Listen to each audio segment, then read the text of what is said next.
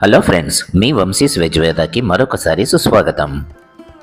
భగవంతునికి సమర్పించే నైవేద్యం మన సంస్కృతిలో ఒక భాగం. ఎంతో పవిత్రంగా తయారు చేసే ఈ నైవేద్యాలలో ప్రథమ స్థానంలో ఉండే అతి శుద్ధమైన ప్రసాదం క్షీరాన్నం.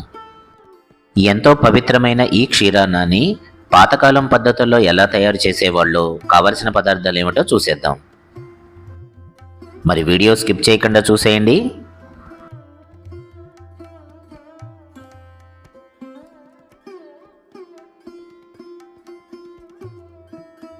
ముందుగా 1 కప్పు బియ్యం,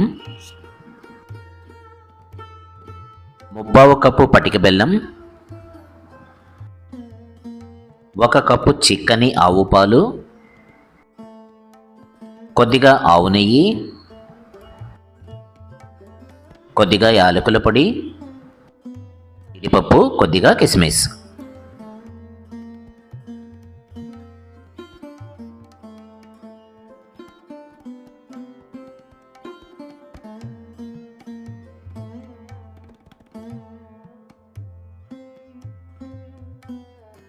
ముందుగా ఒక మట్టి పాత్రలోకి బియ్యాన్ని తీసుకుని సరిపడా నీటిని యాడ్ చేసుకుని చక్కగా వాష్ చేసుకుందాం.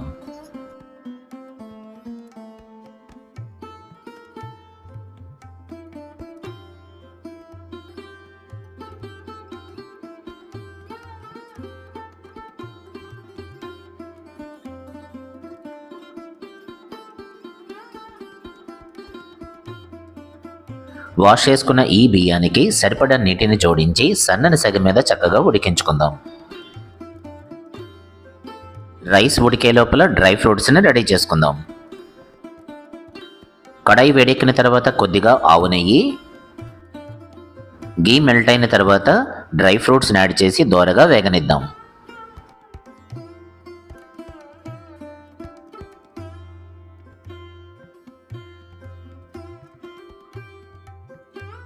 డ్రై ఫ్రూట్స్ చక్కగా వేగిపోయినాయి.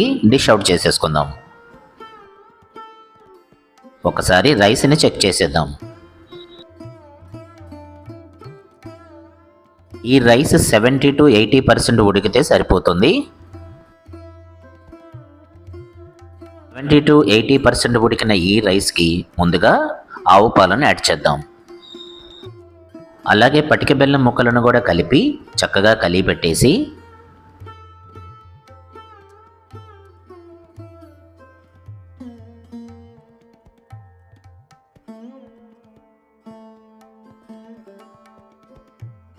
మూత పెట్టేసి మీడియం ఫ్లేమ్ మీద మరి కాసేపు ఉడకనిద్దాం.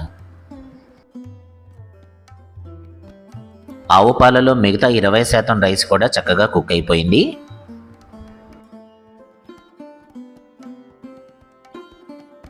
ఇప్పుడు కొద్దిగా ఇలాచీ పౌడర్, ముందుగానే సిద్ధం చేసి పెట్టుకున్న డ్రై ఫ్రూట్స్,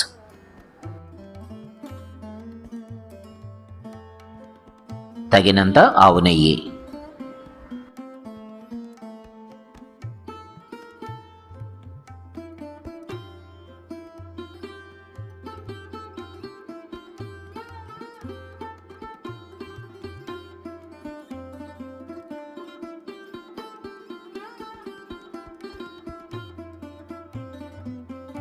చక్కగా కలిపెట్టేసి మూత పెట్టేసి మరొక 2 నిమిషాలు కుక్ చేద్దాం. ఎంతో పవిత్రమైన శుద్ధమైన క్షీరాన్నం రెడీ.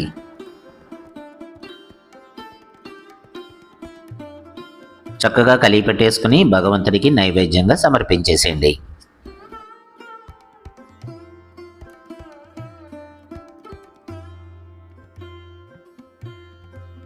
ఎంతో సింపుల్గా మరెంతో పవిత్రంగా చేసుకునే ఈ ప్రసాదం రెసిపీ కనుక మీకు నచ్చితే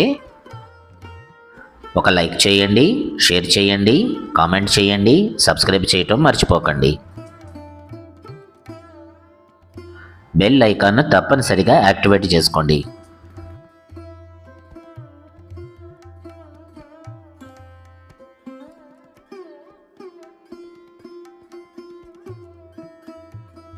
మన హ్యాష్ట్యాగ్ మనసుతో వండండి, ప్రేమతో వడ్డించండి.